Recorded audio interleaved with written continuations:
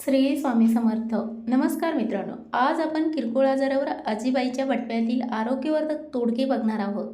बघण्यासाठी चॅनलला सबस्क्राईब करून ठेवा. नंबर 1 आहे सर्दी खोकला. मोहरी, लसूण, कुटलेली मोहरी आणि लसूण एकत्र करून पुरचंडी बनवा आणि गरम करून बाळाच्या छातीला सेक द्या, लगेच फरक पडतो. नंबर 2 आहे आलं आणि मध. मध आणि आल्याचा रस खोकल्यासाठी खूपच प्रभावी आहे. एकदा नक्की करून बघा. नंबर 3 वाफ. गरम पाण्यात निलगिरी तेल टाकून वाफ घेतल्याने कफ सैल होतो आणि आपला घसा मोकळा होतो. नंबर 4 आहे हळदीचे दूध.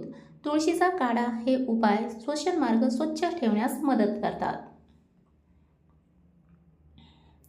नंबर 5 आहे केस आणि त्वचा. शिकेकाई केसांच्या स्वच्छतेसाठी वापरली जाते. त्वचाच्या समस्यावरही अनेक घरगुती उपाय आजीबाईच्या बटव्यात आढळतात.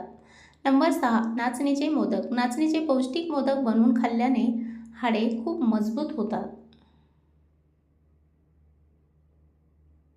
नंबर 7 रिठ्याच्या बिया. वारंवार लघवीला होण्याच्या त्रासावर रिठ्याच्या बियांची पावडर पाण्यात मिसळून घेतली जाते. नंबर 8 आलं, लसूण, मध काढा. आल्याचे आणि लसणाचे तुकडे पाण्यात उकळून त्यात मध मिसळून प्यायल्याने कफ पातळ होऊन बाहेर पडतो. नंबर 9 तुळशीचा वापर. तुळशीची पाने चावून खा किंवा त्याचा रस मधासोबत प्या. नंबर 10 हळदीचे दूध. हे एक प्रभावी नैसर्गिक औषध आहे. नंबर 11 वाफ घेणे. गरम पाण्याची वाफ घेतल्याने श्वसन मार्ग मोकळा होतो. नंबर 12 खडीसाखर आणि दालचिनी. दम्याचा त्रास कमी करण्यासाठी खडीसाखर, मनुका आणि दालचिनी चावून खा.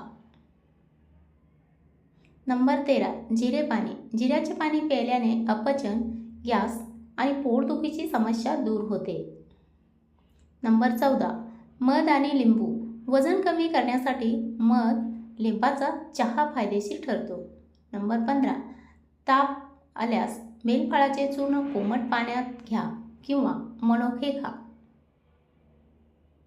नंबर 16 लहान मुलांसाठी. दात येताना ताप किंवा पोट बिघडल्यास मध हिरड्यांवर चोळा. तसेच शेंगदाणा चूर्ण देणे मुलांसाठी फायदेशीर ठरते. नंबर 17 डोळ्याखालील काळे डाग. बदामाचे 2-3 थेंब डोळ्याखालील लावून रात्रभर ठेवल्यास फरक पडतो. नंबर 18 मुगाची खिचडी. आजारी माणसाला खूप फायदेशीर असते.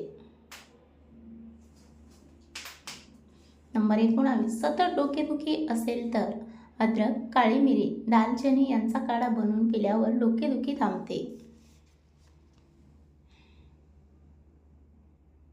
नंबर 20 आजारी माणसाला कधीच मच्छी, चिकन, मटण इत्यादी नॉनव्हेज देऊ नये, अति घातक असते.